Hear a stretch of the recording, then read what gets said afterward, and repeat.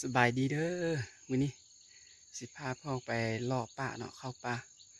ติดตามเราไปเด้อสิไปขึ้นแม่น้ำนี่ไปละแม่น้ำตัวนี้นี่ตอน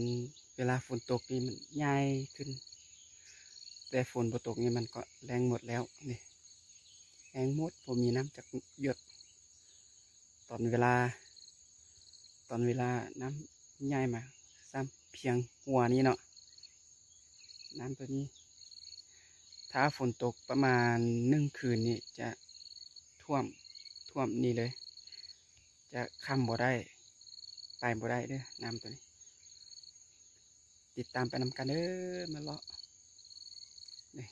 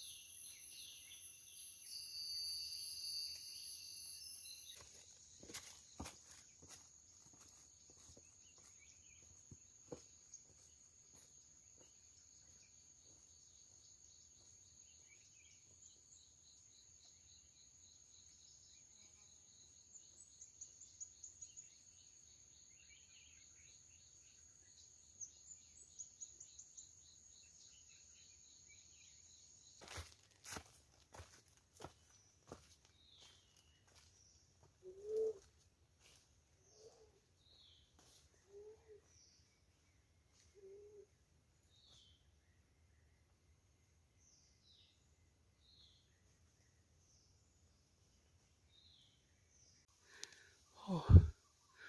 หน่อไม้ตะเสียบอยู่เนี่ยนกไม้นี่ว้าว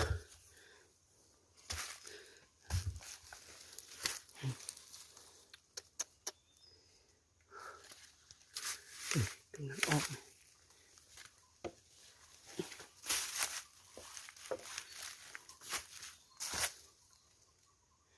โอ้เป็นตาแซ่บดี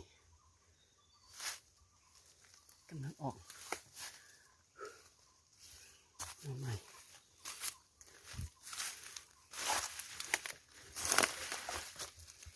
ออกหลากหลายหน่อไม้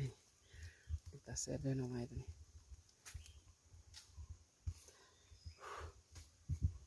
โอ้ไม่ไร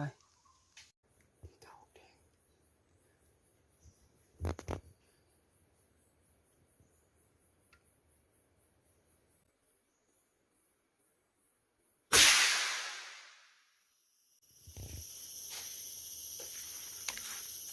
ตกแล้วต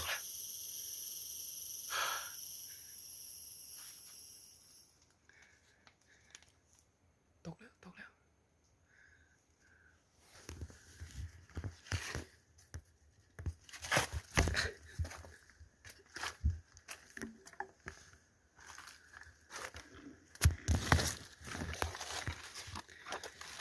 ไปส่งได้หมด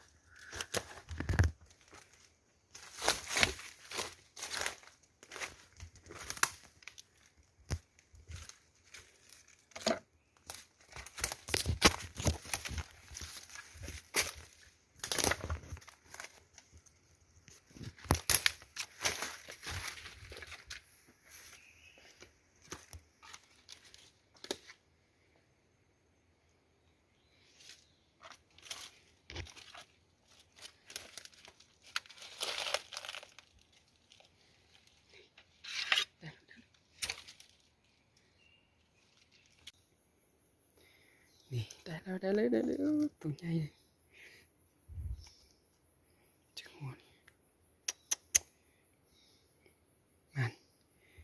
โอ้ได้แล้วเกาแดงยังบ่ทันฮอดเถื่อแล้วก็เห็นเกาแดงแล้วเห็นแล้วก็ยิงได้ตัวหนึงละติดตามไปต่อเด้อติดตามเขาไปเด้อว่าสิได้อยู่บ่ น่าจะพอเสียเที่ยวแล้วนะ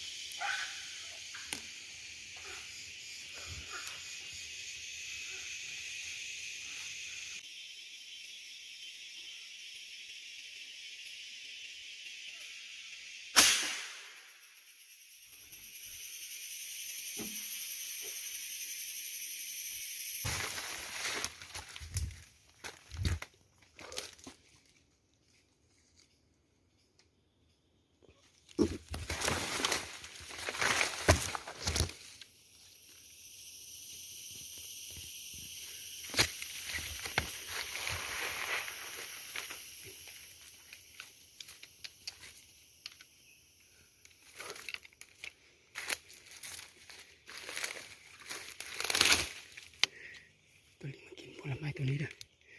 ตัวนี้นี่ดิ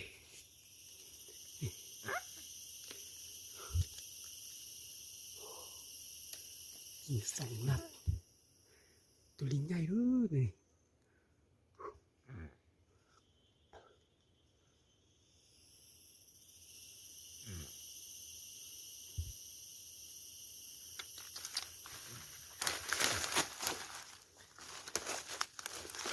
ตัวลิงมากิน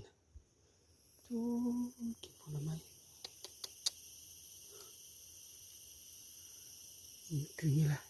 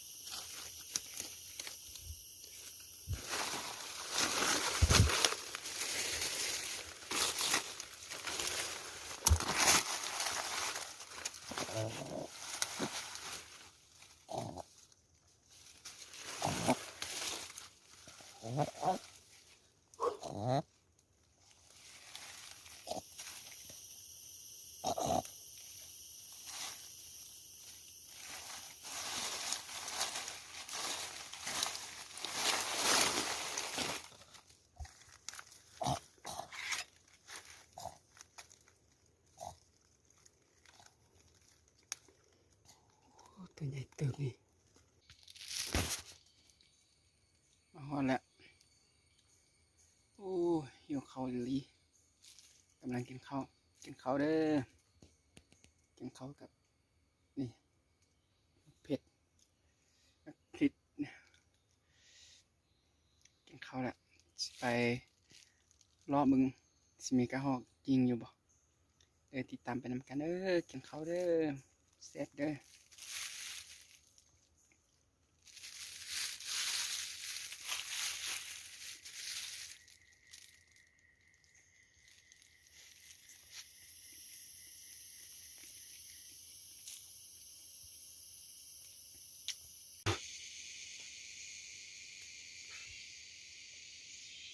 ตนกก็มากินไล่ต้นปันกันเด้อสิได้บ่ติดตามผลงานนี้เด้อนกเขียวใหญ่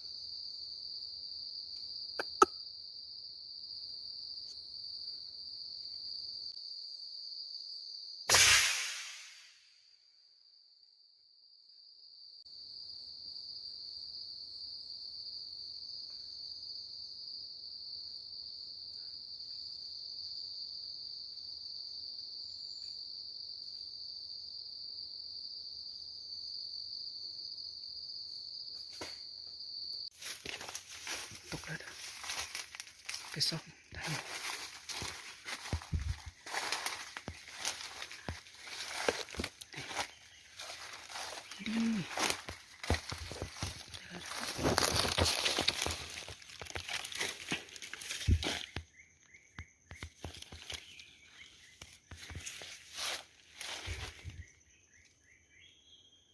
ถึงไงเด้อได้แล้ว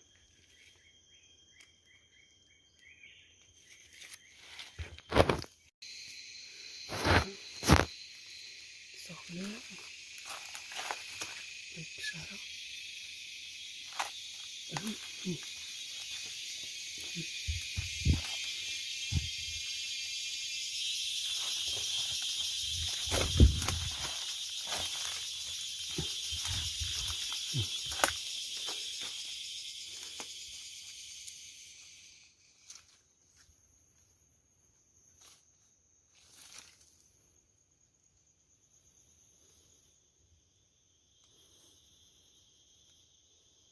เด้อดิได้แล้วสิได้บ่ตกใส่แล้ว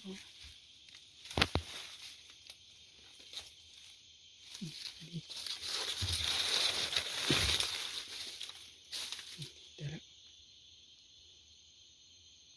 วไปเก็บอีกตัวหนึ่งอยู่ลุมเนี่ยไปตกแล้วไปเก็บ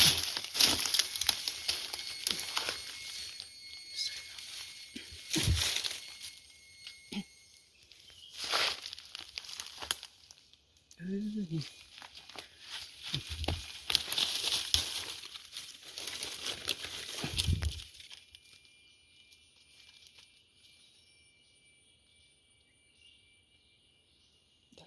ตัวใหญ่ดิ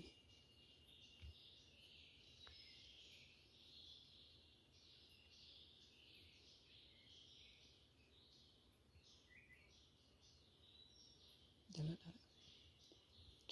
แล้วมัน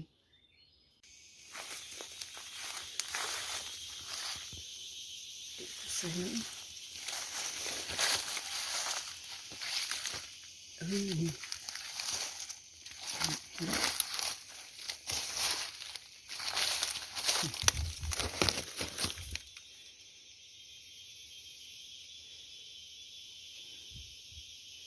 ได้สองตัวแล้วได้แล้ว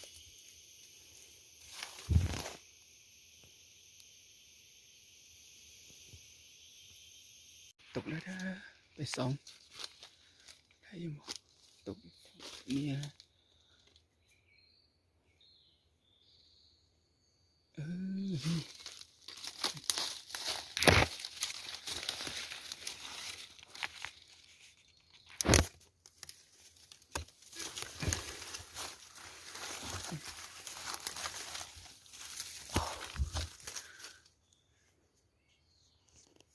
ตัวใหญ่เลย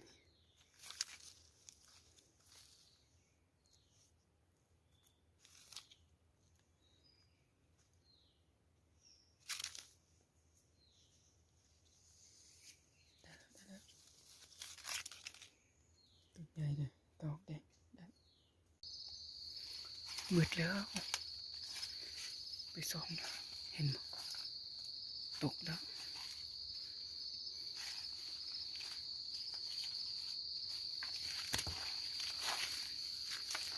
นี่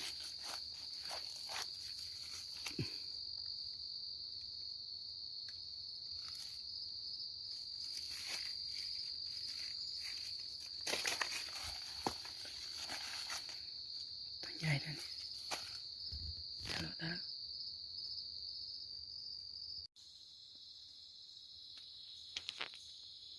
ทีนี้ก็ได้ประมาณนี้แหละทีนี้หนึ่งสอง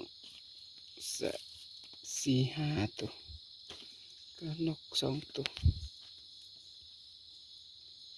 ไปซอกไปได้แล้วตกจากตกอยู่ใส่ซอกไปได้ซอกได้ที่สองตัวได้กระหอกอยู่สี่ตัวหนึ่งแต่ซอกไปได้ห้าตัวนี้แล้วก็ได้ลิงตัวนี้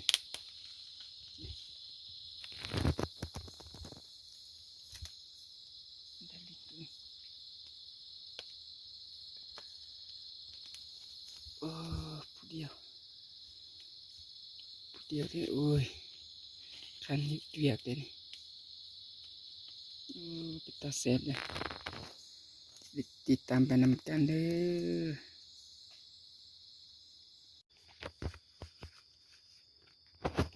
โอ้คืนนี้ได้ประมาณนี้1 2 3 4 5 6 7 8 9 10 11ตัวนี้ตกเสียเมื่อสอบก็ได้ มันเป็นผาเลยเป็นหินผาเลยสอบก็ได้นะนี่ได้แต่เท่านี้ละเสียไปหลายเติบแล้วเนี่ยบ่มีกระหอกมากินแล้วคือนี่มีแต่ตัวนกนี่โอ้กลับบ้านแล้วแต่ยังเจอลิงอีกโอ้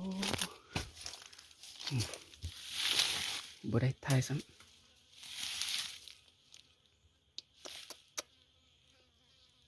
ตัวใหญ่ดินี่โอ้